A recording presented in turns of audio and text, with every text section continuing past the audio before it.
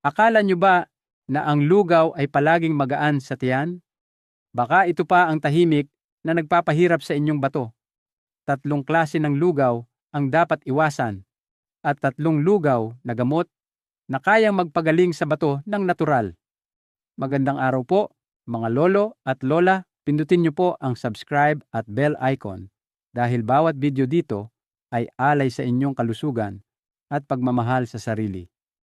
Maraming mga senyor sa Pilipinas ang mahilig sa lugaw tuwing almusal kasi nga magaan sa tiyan, madaling tunawin, at akala'y ligtas para sa mga may edad na.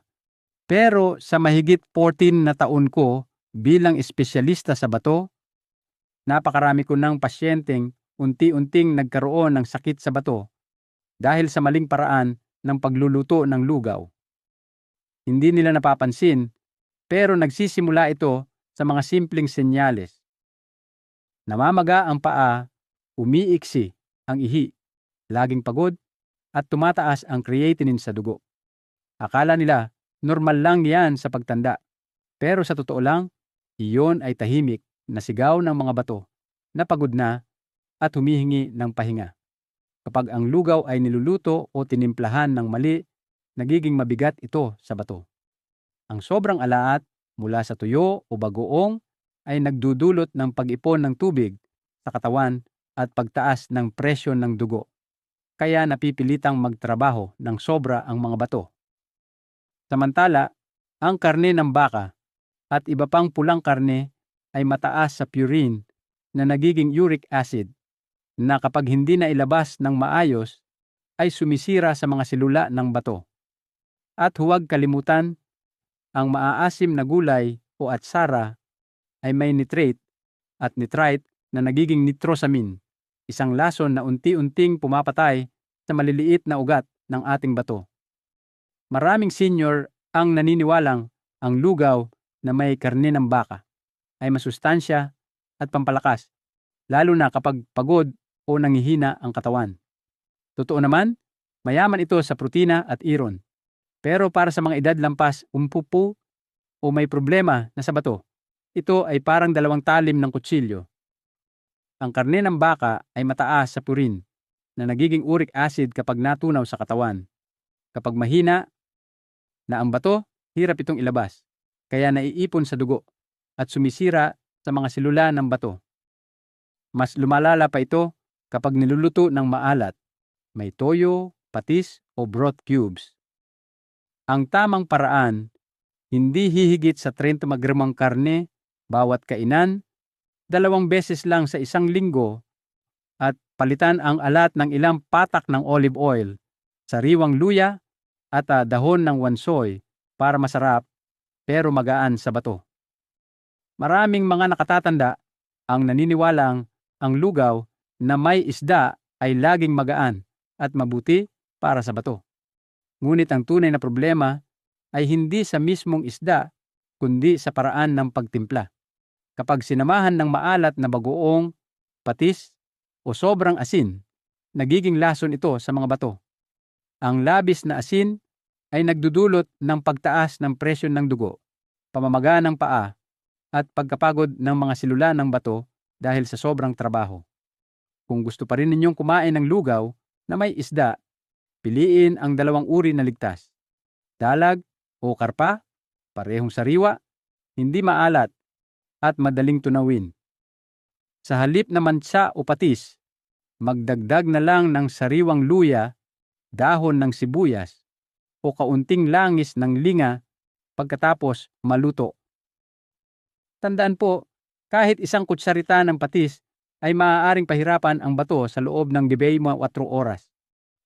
Maraming mga senyor ang paborito ang lugaw na puti na may atsarang gulay o maasim na labanos, lalo na kapag walang ganang kumain.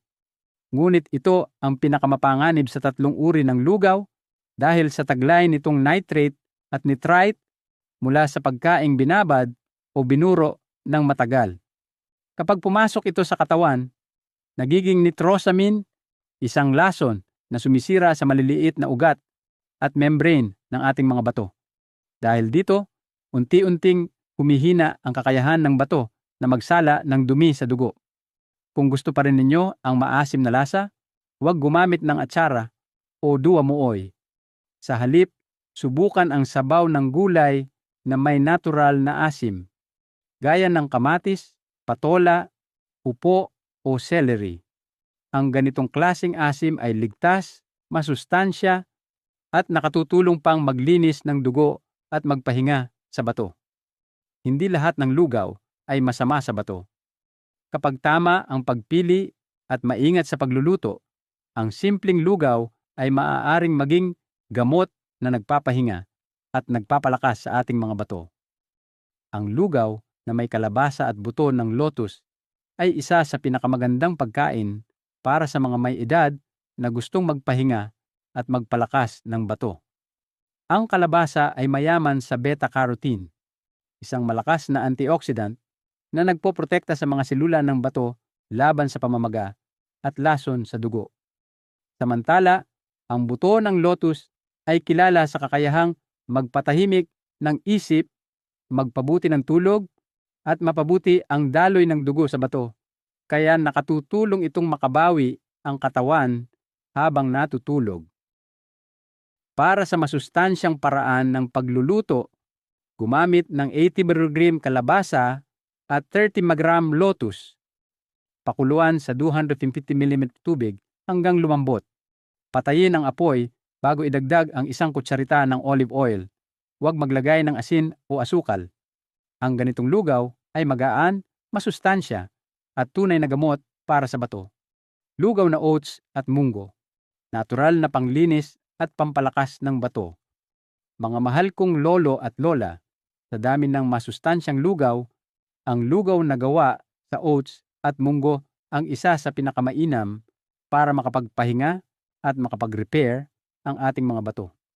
Ang oats ay mayaman sa beta-glucan, isang uri ng fiber na sumisipsip sa kolesterol, taba, at mga lason sa dugo, kaya't mas magaan ang daloy ng dugo patungo sa mga bato at nababawasan ang kanilang trabaho. Bukod dito, tumutulong din ang beta-glucan na pababain ang asukal at presyon ng dugo, bagay na napakahalaga sa mga senior. Samantala, ang munggo ay parang natural na filter ng katawan. Taglay nito ang inosine, na nagpapaluwag sa maliliit na ugat ng bato upang mas maging maayos ang sirkulasyon at mabawasan ang pamamaga. Kapag pinagsama ang munggo at oats, nakatutulong itong maglabas ng lason, magpababa ng uric acid at magbigay sigla sa katawan. Paraan ng pagluluto. Gamitin ang 50 GRE oats plus 30 grama munggo, pakuluan sa 250 ml na maligamgam na tubig hanggang lumambot. Pagkatapos patayin ang apoy, magdagdag ng 1 kutsarita ng langis ng linga o olive oil. Huwag maglagay ng asin o broth cubes.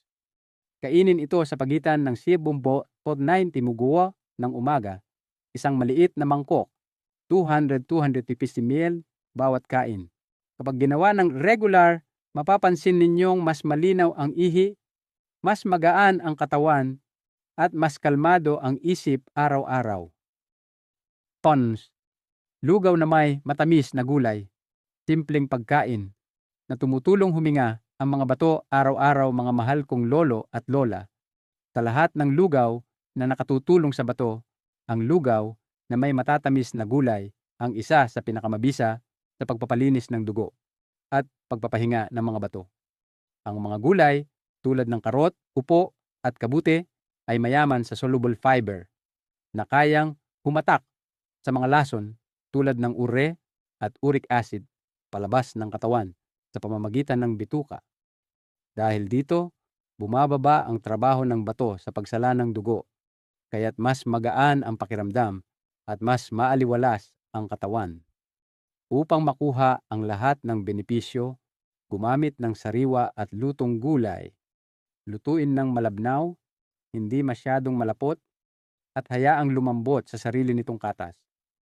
Iwasan ang asin, patis, o broth cubes dahil kahit kaunting alat ay pwedeng pahirapan ang bato.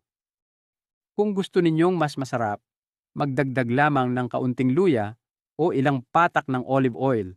Pagkatapos, patayin ang apoy. Isang mangkok ng lugaw na gulay tuwing umaga. Magaan sa tiyan, mabuti sa puso, at regalo para sa inyong mga bato.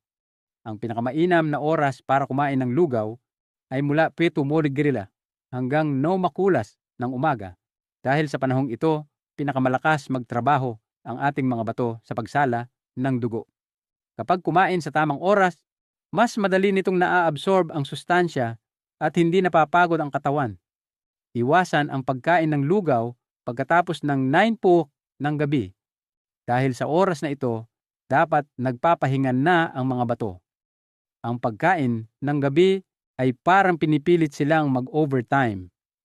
Ang dami ng lugaw ay dapat 200-250 ml lamang bawat kainan, katumbas ng isang maliit na mangkok, at uminom ng 100 ml maligamgam na tubig pagkatapos.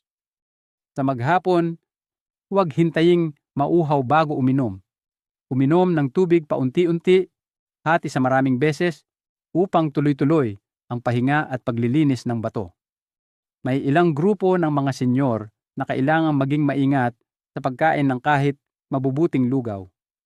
Una, ang mga may diabetes na hindi pa kontrolado. Dahil may natural na starch ang gulay na kalabasa at tuats, dapat bawasan ang dami at huwag kainin sa gabi upang hindi tumaas ang asukal sa dugo. Ikalawa, ang mga taong sumasailalim sa dialysis o may limitadong potassium, kailangan kumuonsulta muna sa doktor. Dahil ang buto ng lotus, munggo, at mga gulay ay may natural na potassium na maaaring magdulot ng sobrang kalium sa dugo. Ikatlo, para sa mga may pamamaga ng paa o madalang umihi, piliin lamang ang lugaw na loang at walang alat at huwag kalimutan ang maikling pahinga pagkatapos kumain. Kung gusto ninyong subukan kung humihinga, pumapa ng magaan ang inyong mga bato, sundin ang simpleng 3 araw na pagsubok na ito. Araw 1. Itigil muna ang isa sa 3 salarin. Lugaw na may karne ng baka, isdang maalat, o lugaw na may atsara. Uminom ng 1 baso ng maligamgam na tubig bago mag-almusal. Araw 2. Pumili ng lugaw na mabuti para sa bato. Kalabasa at buto ng lotus, oats at munggo, o matamis na gulay. Kainin ito bandang 7:00 ng umaga at maglakad ng 10 minuto pagkatapos. Araw 3. Ituloy ang parehong lugaw, iwasan ang maalat, pritong pagkain at sabaw ng buto. Pagmasdan, kung mas gumaan ang pakiramdam, lumiwanag ang ihi, at nabawasan ang pamamaga, senyalis yan na nagsisimula ng gumaan ang trabaho ng inyong mga bato. Mga mahal kong lolo, lola, kuya, at ate. Matapos ang lahat ng ating napag-usapan, tandaan po, ang kalusugan ng bato ay nakasalalay sa maliliit na desisyon araw-araw. Hindi kailangang mamahaling gamot. Minsan, sapat na ang 1 mangkok ng tamang lugaw. Simulan po nating bawasan ang alat, iwaksi ang mga broth cubes at patis, at palitan ang pulang karne ng mas magaan na gulay at munggo. Tuwing umaga, maglagay ng kaunting luya sa inyong lugaw. Simpleng paraan, pero malaking tulong sa sirkulasyon at sa bato. At higit sa lahat, huwag kalimutan. Kasama ninyo kami sa Buhay Malusog Senior PH, kasama si Dr. Antonio Reyes sa bawat hakbang ng inyong mas malusog na buhay. Kaya po, pindutin ang subscribe at ang bell icon at ibahagi ang video na ito sa mga mahal ninyo sa buhay. Simulan na po bukas ng umaga, 1 mangkok ng lugaw na masustansya at magaan sa bato. At mararamdaman ninyo, dahan-dahan, bumabalik ang gaan ng katawan at ginhawa ng loob.